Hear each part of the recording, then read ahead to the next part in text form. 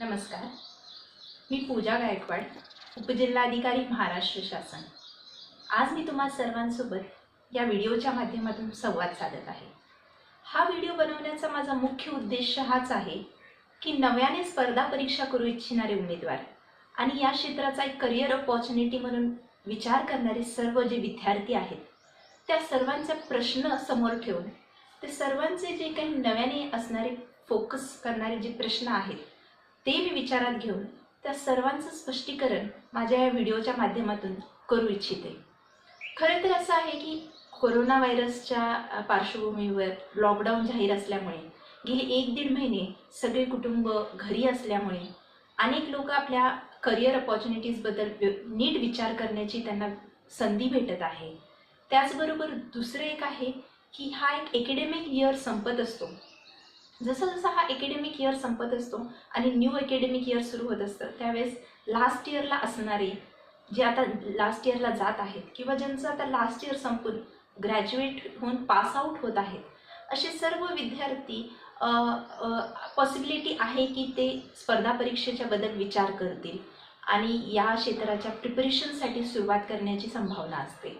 तर त्यावेळेला जेव्हा आपण या प्रिपरेशन कॉम्पिटिटिव्ह एक्झामची सुरू करतो तर खूप सारे प्रश्न असतात कारण की स्पर्धा एक्झामचं जे सिनेरिओ आहे ते वास्ट आहे. प्रिलिम, मेन्स, इंटरव्ह्यू 3 स्टेप्स आहेत आणि नेमकं सिलेबस वास्ट असल्यामुळे नेमकं काय वाचायचं, कोणती बुक लिस्ट रिफर करायची, स्ट्रॅटेजी काय असावी, किती दिवस प्रिपरेशन करायचं, कोणत्या महिन्यामध्ये काय असावं, असे बरेचसे प्रश्न तुम्हाला मला असे प्रत्येक तयारी करू इच्छिणाऱ्या प्रत्येकाला भेडसावतात. मी देखील माझ्या प्रिपरेशनच्या फेजमध्ये या सगळ्यांना फेस केलेला आहे. तर मी ही माझी रिस्पॉन्सिबिलिटी समजते की मी जे माझं स्ट्रॅटेजी होती की कसं सामोरे जायचं ते स्टेप बाय स्टेप तुम्हाला सांगू इच्छिते.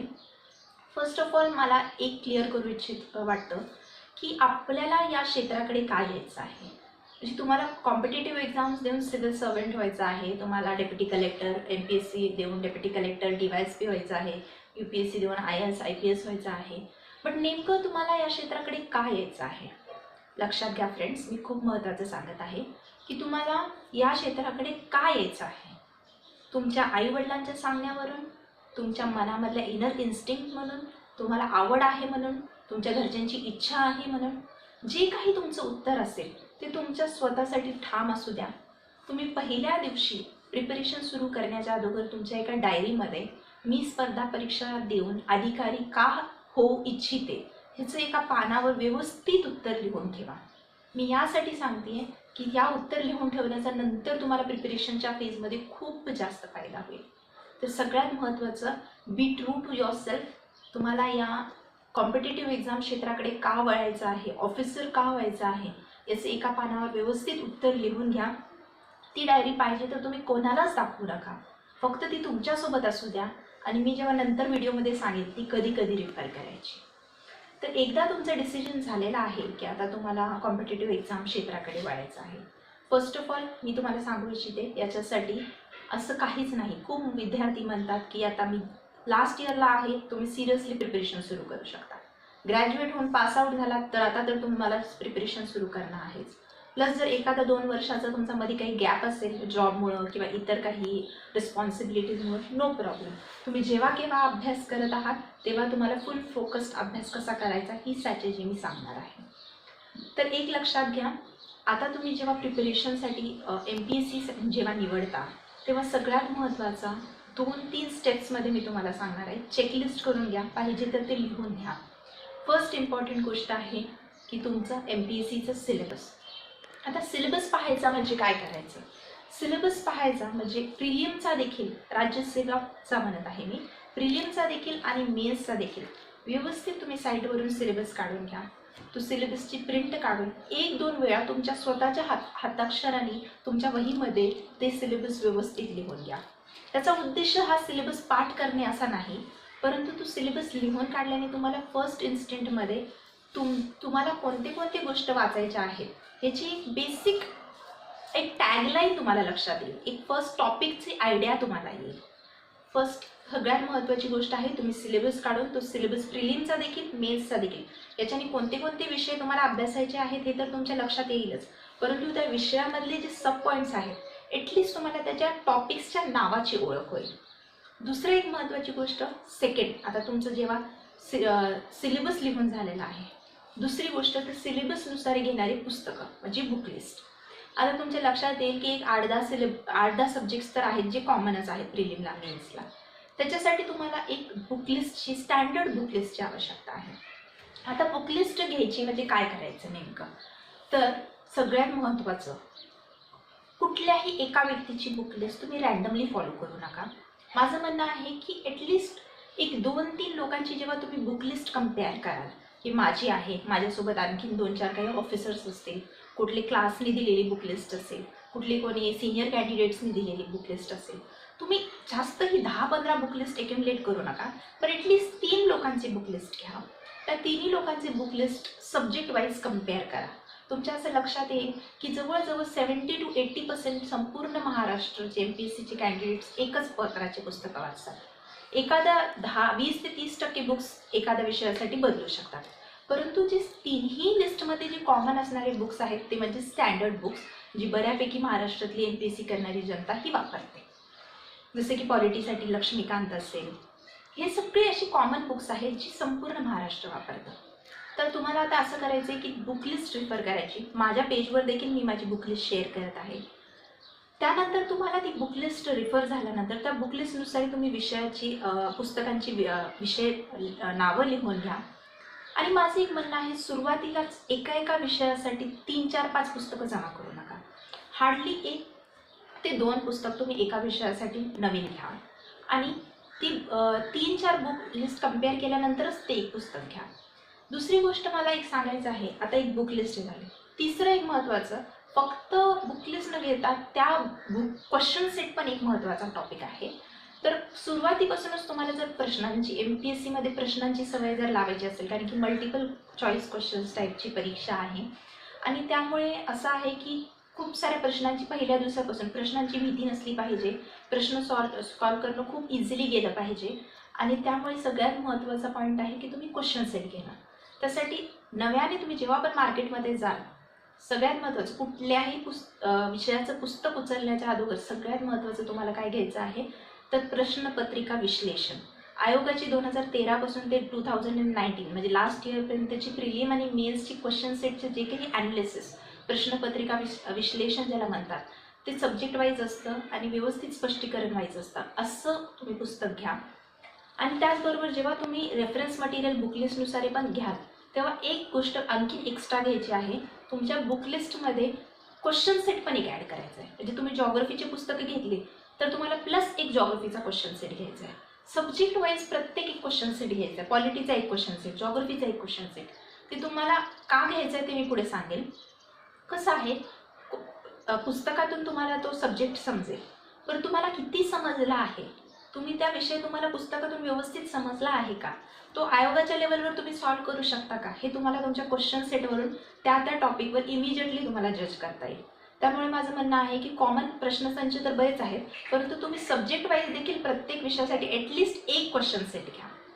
दुसरं एक आहे की तुम्ही रेफरन्स मटेरियल लगेचच कसं वाचायचं. आता काही मुलांचं असं म्हणणं आहे की मी आर्ट्स बॅकग्राऊंडचं आहे, काही सायन्स बॅकग्राऊंडचे आहेत, काही 2-3 वर्ष जर गॅप आहे. तर एक आहे की स्टेट बोर्ड NCERT बद्दल भरपूर सांगितलं जातं. ठीक आहे, तुम्ही MPSCसाठी तुम्ही स्टेट बोर्ड रिफर करू शकता. तर कुठल्या विषयासाठी रिफर करायचे, तर सायन्ससाठी रिफर करायचे, जॉग्रफीसाठी रिफर करायचे, इकॉनॉमिक्स आणि पॉलिटीसाठी तर आता 5वीपासून तर इकॉनॉमिक्स नसतं, 8वी ते 12वीपर्यंतची तुम्ही रिफर करू शकता. पॉलिटीचं देखील तसंच आहे. पण बाकीचे विषय बेसिक्स घेऊन तुम्ही 2-3 महिने बसलात असं पॉसिबिलिटी नाही. खूप कमी वेळ आहे आणि खूप मोठा सिलेबस आहे. हार्डली एक महिन्यापर्यंत तुम्ही स्टेट बोर्ड NCERTला देऊ शकता. आणि त्याचा पुढचा पॉईंट, तुम्हाला फक्त स्टेट बोर्ड आणि NCERT वाचून तुमच्या आयोगाच्या लेवलवरचे प्रश्न सुटणार नाहीत. हे तुम्हाला जेव्हा प्रश्नपत्रिका विश्लेषण पाहाल तेव्हा तुमच्या लक्षात येईल. मी सुरुवातीलाच का प्रश्नपत्रिका विश्लेषण घ्या म्हणत आहे, त्याचा उद्देश आहे की आपण कुठल्या तरी परीक्षेची तयारी करत आहोत, त्या परीक्षेची नेमकी गरज काय आहे हे आपल्याला या प्रश्नपत्रिका विश्लेषणमधून समजून येईल. की मला जॉग्रफी वाचायचं आहे, मला पॉलिटी वाचायचं आहे, पण मला पॉलिटीमध्ये नेमकं काय वाचायचं आहे हे मला सिलेबसमधून कळेल आणि नेमकं कशा रीतीने ते वाचायचं आहे हे मला प्रश्नपत्रिका विश्लेषण घेतल्यावर कळेल.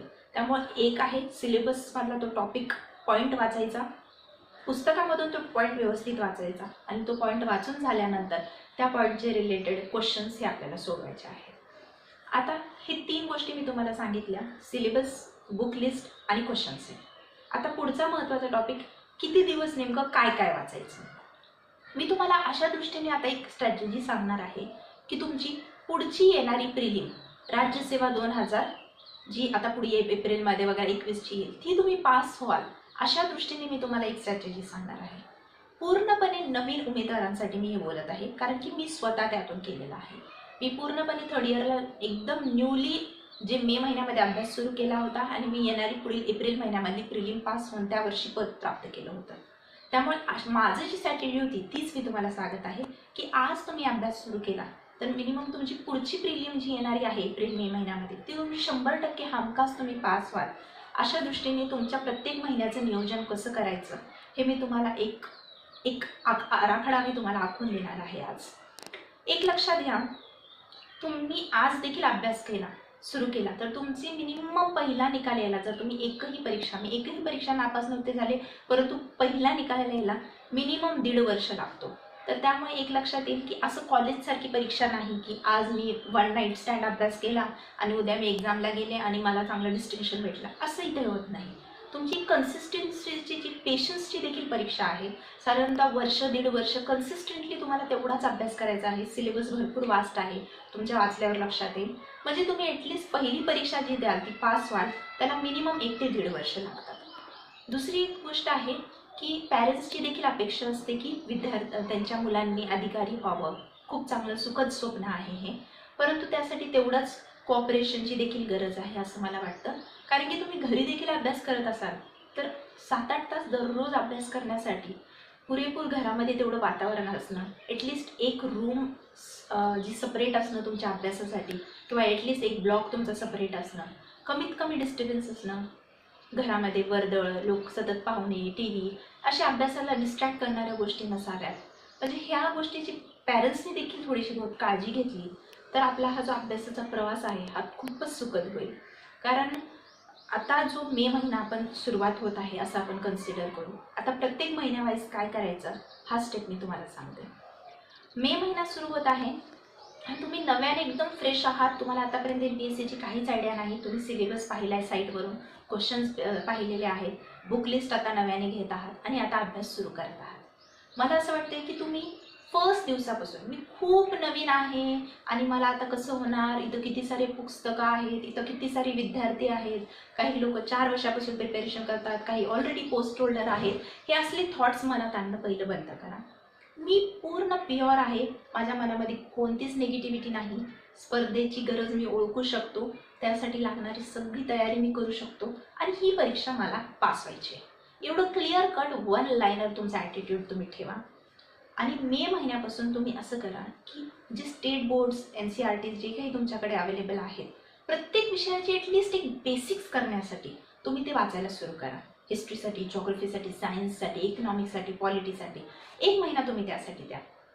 दुसरं मी एक असं ठरवलं होतं की मे, जून, जुलै हे 3 महिने जे आहेत ते मे, जून, जुलै हे पुढे येणारे जे 3 महिने आहेत त्यामध्ये तुम्ही ॲटलिस्ट प्रत्येक विषयाची तुम्हाला ओळख झाली पाहिजे. त्या प्रत्येक विषयाचं जे स्टँडर्ड पुस्तक आहे ते तुम्ही वाचलंच पाहिजे. म्हणजे जे काही बुक आहे त्या प्रत्येक विषयाचं तुमचं ह्या 3 महिन्यामध्ये वाचूनच झालं पाहिजे. म्हणजे तुमचं काय होईल, जी तुमच्या मनामध्ये भीती असते की मी खूप नवीन आहे, अजून मला काही विषय माहीत नाही, अजून मी सगळी पुस्तकं वाचलेली नाहीत, अजून माझे सगळे विषय वाचून झालेले नाहीत, ती भीती तुमची पहिल्या ह्या 3 महिन्यात संपून जाईल. तुमचे प्रत्येक विषयाचं वाचन झाल्यामुळं तुम्हाला त्या विषयाचे प्रश्न सोडवता येतील, त्या विषयाची आयडिया प्राप्त होईल.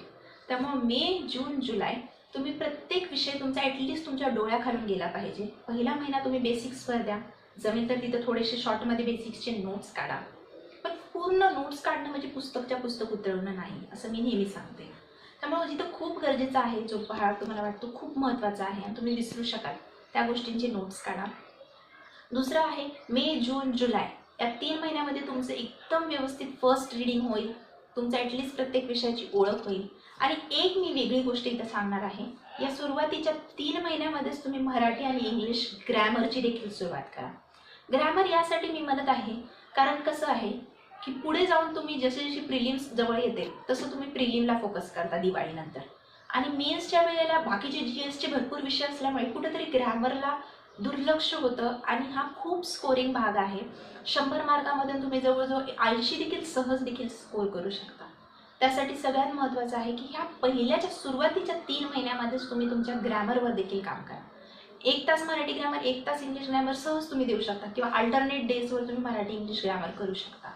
त्यामुळे या 3 महिन्यामध्ये तुम्ही मराठी इंग्लिश ग्रॅमरचे देखील व्यवस्थित नोट्स काढून अभ्यास करा. ग्रॅमरचे नोट्स यासाठी काढा असं म्हणते कारण की ते सतत विसरणारी गोष्ट आहे, त्यामुळे तुमचे मायक्रो नोट्स तुमच्याकडे असू द्या.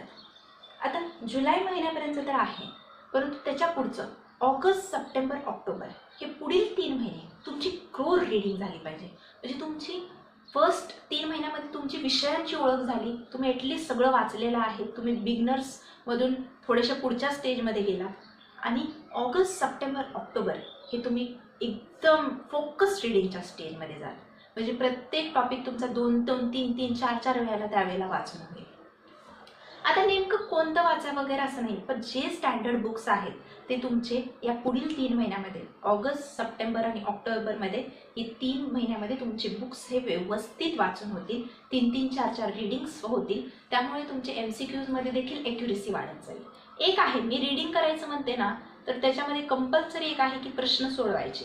रीडिंग झाली की तुम्हाला 1 तास तरी प्रश्न सोडवायचे दिवसातून. फर्स्ट डेपासून तुम्ही स्वतःला ही सवय लावून घ्या, म्हणजे नंतर प्रॅक्टिसच्या वेळेला तुम्हाला खूप छान रिझल्ट्स भेटतील. एक आहे ऑगस्ट, सप्टेंबर आणि ऑक्टोबर या 3 महिन्यामध्ये तुमची प्रॉपर रीडिंग झाली पाहिजे. ह्या रीडिंगचा उपयोग तुम्हाला प्रिलिममध्ये तर होणारच आहे, पण मेन्समध्ये तुमच्या या 3 महिन्याच्या फोकस रीडिंगचा खूप जास्त मोलाचा वाटा आहे. आता नोव्हेंबर, आता तुम्ही दिवाळीच्या फेजमध्ये आहात, म्हणजे 6 महिने झाला तुम्ही अभ्यास सुरू करत आहात. आता तुम्ही no more you are a newcomer, तुमचे सगळ्या विषयाची रीडिंग झालेली आहे, तुमचे MCQज तुम्ही सोडवत आहात. आता ऑक्टोबर नंतर तुमचे नोव्हेंबर, दिवाळीपासून तुमचा फोकस हा मला असं वाटतं प्रिलिम असावा. का मी यासाठी म्हणते, कारण जे जुने कॅन्डिडेट्स असतात ते दरवर्षी प्रिलिम देत असतात किंवा जे प्रिलिम दरवर्षी पास होत असतात तशांचा प्रिलिमचा अभ्यास व्यवस्थित झालेला असतो, GS त्यांचं स्ट्रॉंग असतं. फक्त राहिलेले 2-3 महिने शेवटचे ते लोक CSATचा अभ्यास करतात आणि प्रिलिम पास होतात. पण मला असं पर्सनल मत आहे, कारण मी ही स्ट्रॅटेजी फॉलो केली होती.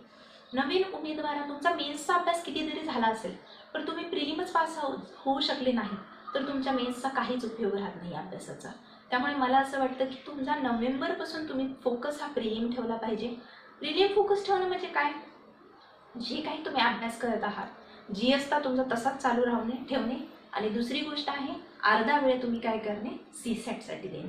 CSATमध्ये मग मी पॅसेजेस सोडवणं, मॅथ्स सोडवणं, मेंटल एबिलिटी, डिसिजन मेकिंग, हा तुमचा नोव्हेंबर नंतर हा फोकस हा प्रिलिम सेंट्रिक झाला पाहिजे. प्रिलिम सेंट्रिक यासाठीच म्हणते कारण की साधारणतः जानेवारीपासून टेस्ट सिरीज मार्केटमध्ये यायला सुरू होतात. मग तुम्ही ज्यावेळेस नोव्हेंबरपासून अभ्यास करत असाल, साधारणतः 2-2.5 महिने तुमचा प्रिलिमचा अभ्यास झालेला असतो आणि जेव्हा तुम्ही CSATचे वगैरे पेपर्स फेस करायला टेस्ट सिरीजमध्ये सुरू करता तेव्हा तुमचा कॉन्फिडन्स लेवल खूप छान असेल. तेव्हा तुम्ही चांगला स्कोअर असल्यामुळे तुमचा कॉन्फिडन्स लेवल वाढेल आणि मग राहिलेले 2-3 महिने तुम्ही रिव्हिजन प्लस भरपूर प्रॅक्टिस प्लस भरपूर टेस्ट सिरीज सोडवणं असं करून तुम्ही सहज खूप चांगल्या मार्काने प्रिलिम पास होऊ शकणार.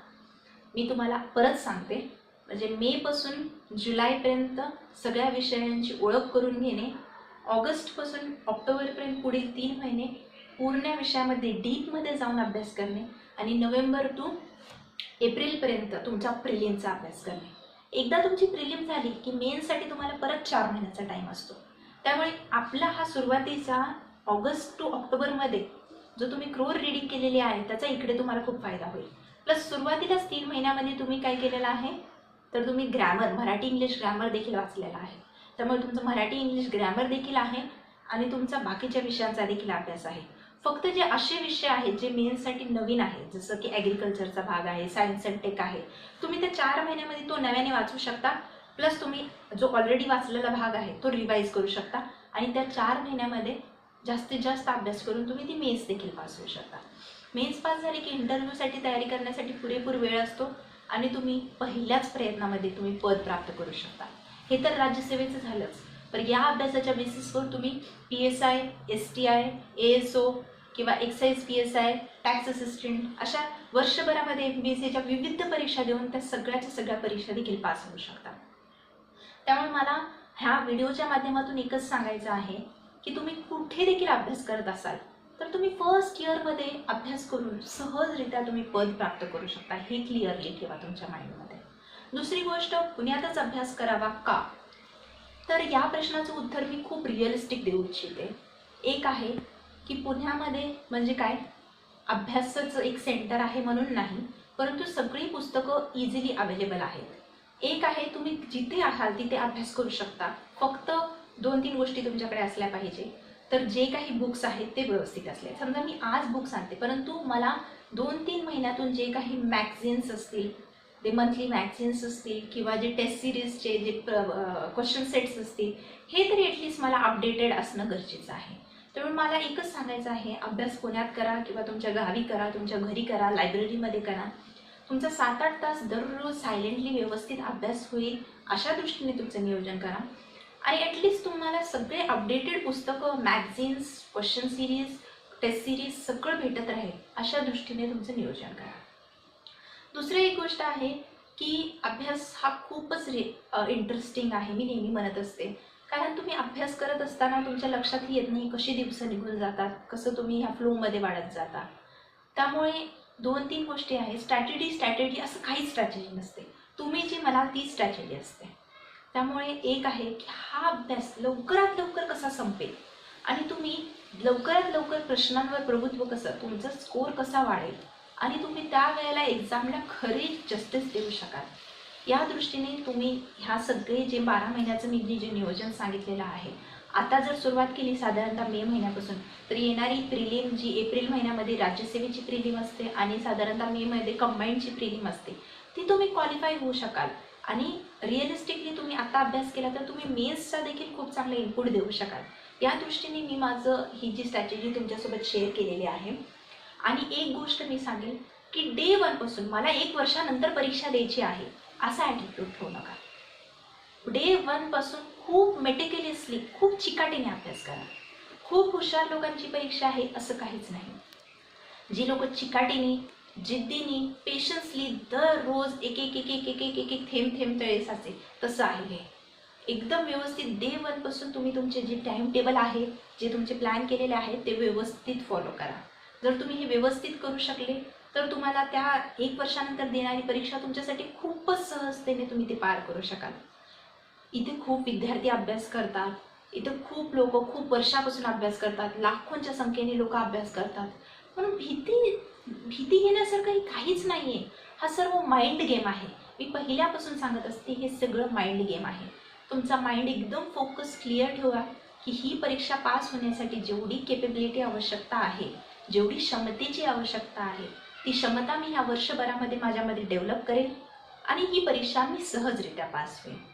पहिल्या दिवसापासून तुम्ही जे काही प्लॅन कराल, तुमच्या स्वतःशी प्रामाणिक राहा, ते मेटिक्युलसली फॉलो करत राहा. कुठलेही प्लॅन्सला तुम्ही डिले करत जाऊ नका, म्हणजे तुमचा अभ्यासावर बर्डन राहणार नाही, परीक्षेच्या काळामध्ये ताण येणार नाही.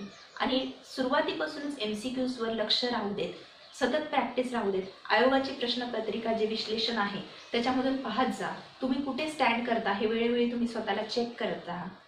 आणि या पहिल्या 3 महिन्यामध्ये तुमची जे काही विषयाची ओळख आहे, बेसिक्स आहेत, ते सगळं करून घ्या. म्हणजे पुढचे 3 महिने तुम्हाला हे सगळं सोडून एकदम व्यवस्थित रीडिंग करता येईल, ज्याचा उपयोग तुम्हाला प्रिलिम नक्कीच पास करण्यासाठी आणि मेन्स नक्कीच पास करण्यासाठी आणि पहिल्याच प्रयत्नामध्ये अधिकारी होण्यासाठी तुम्हाला नक्कीच फायदेशीर ठरेल. तर ह्या काही नवीन उमेदवारांसाठी हे जे मी माझं जे इनपुट देऊ इच्छिते ते ह्या व्हिडिओच्या माध्यमातून असं होतं. मी आशा करते की तुम्हाला ॲटलिस्ट काही प्रमाणामध्ये तुमच्या शंकांचं निरासरण मी या माझ्या व्हिडिओच्या माध्यमातून करू शकले. आपण सर्वांनी मला ऐकून घेतल्याबद्दल खूप खूप धन्यवाद आणि आपल्या सर्वांना तुमच्या भावी वाटचालीसाठी खूप खूप शुभेच्छा. All the very best for your journey. Thank you.